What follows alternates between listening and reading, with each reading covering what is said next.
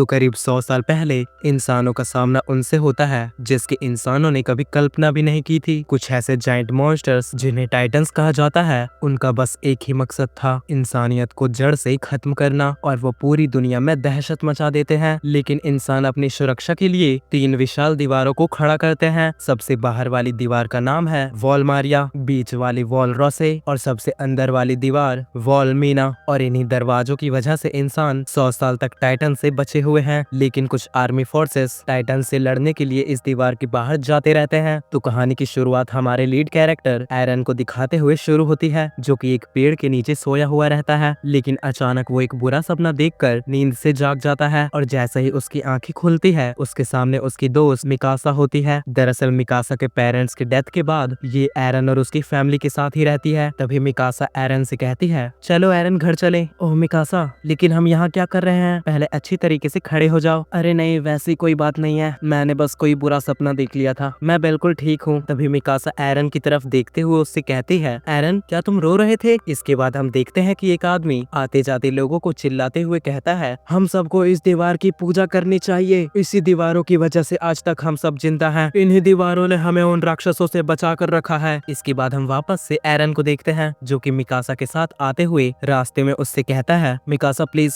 मेरे रोने के बारे में किसी को कुछ मत बताना, ठीक है? वैसे तुम्हें खुद भी नहीं पता कि तुम क्यों रो रहे थे। और हम यहाँ पर मिस्टर हैनेस को देखते हैं, जो कि उन दीवारों की पहरेदारी करते हैं टाइटन से, और ये एक सोल्जर होते हैं। तभी मिस्टर हैनेस कहते हैं, अरे क्या हुआ एरन, तुम रो क्यों रहे थे? क्या मिकासा ने तुम्हें फिर से मारा? आप पागल हो क्या? मैं क्यों रोऊंगा? और आपके पास से तो शराब की बदबू आ रही है, और आप ड्यूटी के वक्त शराब क्यों पी रहे हैं? अरे बच्चे, दिन रात इन दीवारों की निगरानी करते हुए हम भी थोड़े बोर हो जाते हैं, इसीलिए थोड़ा सा पी लेते हैं, और उसकी वजह से हमें ये काम करने में भी आसानी होती है। ये सब सुनकर एरन गुस्से में कहता है, आप लोगों को शर्म आनी चाहिए, अगर वो लोग अभी इस दीवार को तोड़कर अंदर आ गए तो क्या आप उनसे लड़ पाएंगे? तभी वहाँ पर एक और सोल्जर आकर कहता है, अरे इस डॉक्टर के बच्चे में बहुत गर्मी है, अरे बच्चे तू क्यों चिंता करता है, अगर ऐसा कभी कुछ हुआ तो हम संभाल लेंगे, और वैसे भी पिछले 100 सालों में अब तक ऐसा कुछ नहीं हुआ है, इसीलिए तो पापा कहते हैं हमें और भी ज्यादा सावधान रहना चाहिए। माना तुम्हारे पापा ने सबको महामारी से बचाया था, लेकिन ये टाइटन वाला किस्सा उनसे बहुत अलग है, और हम तुम्हारे पापा की बहुत इज्जत करते हैं, और वैसे भी हमने दीवार की मरम्मत के वक्त उन टाइटन्स को देखा था,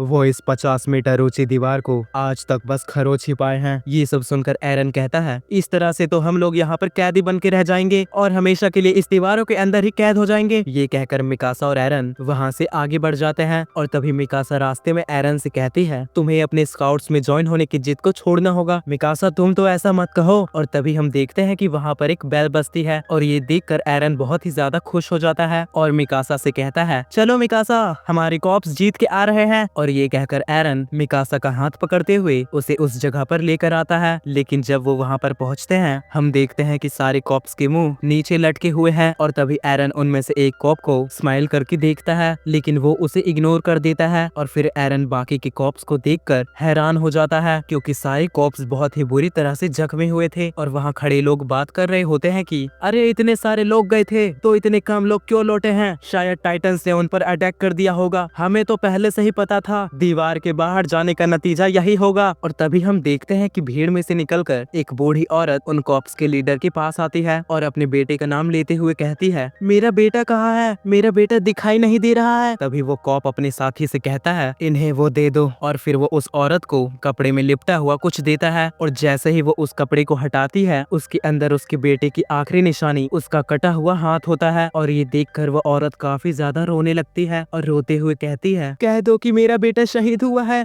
और उसकी कुर्बानी हम लोगों के लिए बेकार नहीं गई। वो सैनिक अपने घुटनों पर आकर कहता है, नहीं, हम हार गए, हम उन टाइटन्स का कुछ भी नहीं बिगाड़ पाए, हमारा मिशन फेल हुआ, और शायद इन सब का जिम्मेदार मैं हूँ। और इसके बाद हम देखते हैं कि सारे सर्वे कॉप्स यहाँ से आगे चले जाते हैं, और तभी हम देखते हैं कि उनके जाते ही कुछ लोग कहने लगते हैं, हाँ हमें तो पहले ही पता था, ये साले हमारे भरे हुए टैक्स पे पलते हैं, और इनसे हमारी ही रक्षा नहीं होती। ये सब सुनकर वहाँ खड़ा एरन उस आदमी को एक लकड़ी से हिट करता है। तभी मिकासा एरन को खींचते हुए वहाँ से लेके जाने लगती है, और वो उसे एक जगह लाकर उससे कहती है, क्या ये सब देखकर भी तुम सर्वे कॉप्स में ज्वाइन होना चाहते हो? लेकिन एरन उसके सवाल का कोई भी जवाब नहीं देता, और फिर वो दोनों घर आ जाते हैं। तभी वहाँ पर उसकी मॉम एरन से कहती है, वाह मेरे बेटे ने आज बहुत सारी लकड़ियाँ इकट्ठा की है। लेकिन एरन अपना मुंह फुलाए हुए रहता है, और वो कुछ भी नहीं कहता। इसके बाद सारे लोग बैठकर खाना खा रहे होते हैं और तभी एरन अपने डैड से कहता है, पापा आप बाहर जा रहे हो? हाँ बेटा, अंदरूनी दीवार में मेडिकल एग्जामिनेशन है, इसीलिए मुझे जाना होगा और शायद आने में मुझे 2-3 दिन लग जाएंगे। और तभी मिकासा एरन के डैड को बता देती है कि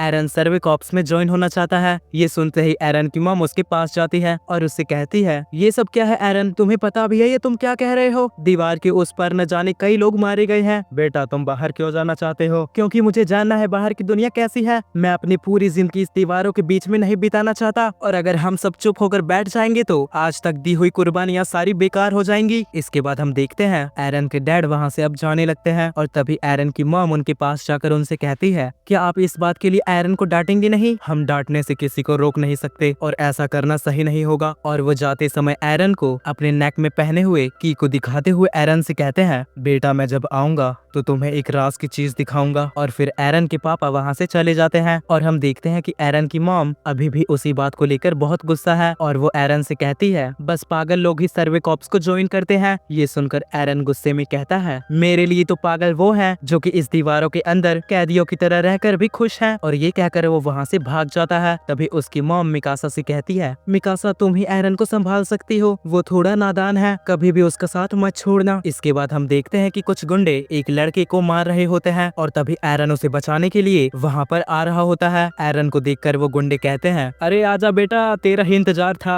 आज तुझे भी थोड़ा सबक सिखा ही दे। लेकिन एरन के पीछे मिकासा को आते हुए देख वो गुंडे वहाँ से डर के मारे भाग जाते हैं। लेकिन एरन को लगता है वो गुंडे इसकी वजह से भागे हैं। तभी आर्मिन कहता है, शायद वो मिकासा को देखकर भागे हैं। और गाइस इस लड़की का नाम आर्मिन है जो कि एरन और मिकासा का दोस्त है, लेकिन उसे किसी की भी मदद लेना बिल्कुल भी अच्छा नहीं लगता क्योंकि इससे वो खुद को और भी ज्यादा कमजोर समझता है। इसके बाद हम देखते हैं वो तीनों साथ में बैठकर बात करने लगते हैं। आर्मिन, वो लोग तुम्हें क्यों मार रहे थे? और मिकासा ने मेरे घर पे भी बता दिया कि मैं सर्वे कॉर्प्स में ज्वाइन होना चाहता हूँ। लेकिन तभी वहाँ पर बॉम्ब फटने जैसी आवाज आती है। ये सुनकर वहाँ के सारे लोग दीवार के पास इकट्ठा हो जाते हैं और जब एरन वहाँ पर पहुँचता है तो उसकी आंखें फटी की फटी रह जाती है और एरन कहता है, नहीं नहीं नहीं, ये नहीं हो सकता।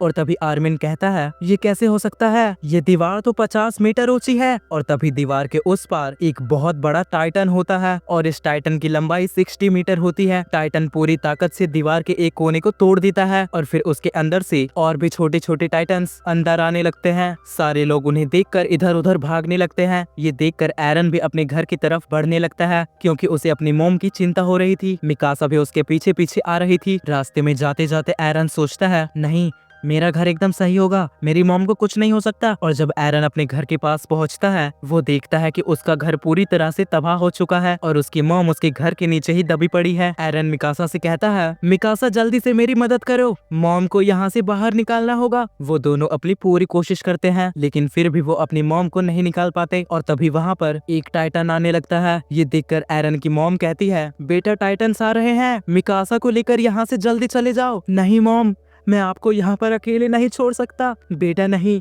मेरे पैर टूट चुके हैं, अगर मैं यहाँ से निकल भी गई तो मैं चल नहीं पाऊंगी। कोई बात नहीं मॉम, मैं आपको उठाकर भागूंगा। तभी उसकी मॉम चिल्लाकर कहती है, तुम मेरी बात कभी मानते क्यों नहीं हो बेटा, मेरी आखिरी बात तो मान लो प्लीज, वरना हम तीनों ही यहाँ पर मारे जाएंगे। तभी हम देखते हैं कि वहाँ पर हैनेस आ जाता है। उसे देखकर एरन की मॉम कहती है, हैनेस बच्चों को लेकर यहाँ से जल्दी जाओ। लेकिन तभी हैनेस कहता है, नहीं, मैं एक सोल्जर हूँ और मेरा काम है टाइटन्स को खत्म करना। और इतना कहते हुए हैनेस उस टाइटन की ओर बढ़ने लगता है, लेकिन उसके पास जाते ही हैनेस फ्रीज हो जाता है और उसकी पूरी बॉडी काम करना बंद हो जाती है। और फिर वापस आकर हैनेस एरन और मिकासा को लेकर वहाँ से जाने लगता है। एरन चिल्लाते हुए कहता है, नहीं, मुझे छोड़ दो, मैं अपनी मॉम को बचा लूंगा। Eren, Mikasa, I love you, please मेरी खातिर जिंदा रहना। और तभी वो टाइटन वहाँ पर आकर एरन की मॉम को उठा लेता है और उनके 2 टुकड़े कर उन्हें जिंदा चबा जाता है। और ये सब एरन अपनी आंखों से देख रहा होता है। और इस तरह सब कुछ बदल गया और उस भयानक मंजर को देखकर